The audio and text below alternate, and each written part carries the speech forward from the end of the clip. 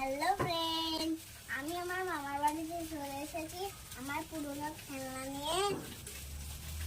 আমার গেস্ট আসবে, ওরা কিছু দেয়, আমি ওদের জন্য বানাচ্ছি।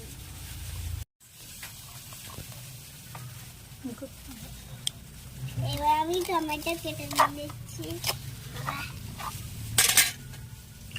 আমি এবার ব্রিঞ্জল কেটে নিচ্ছি। আমি এবার চিলি কেটে নিচ্ছি।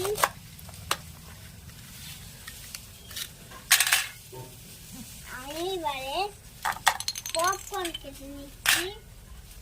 এবারে আমি মরিচ কেটে নিচ্ছি। এইবারে আমি বসিয়ে নিচ্ছি।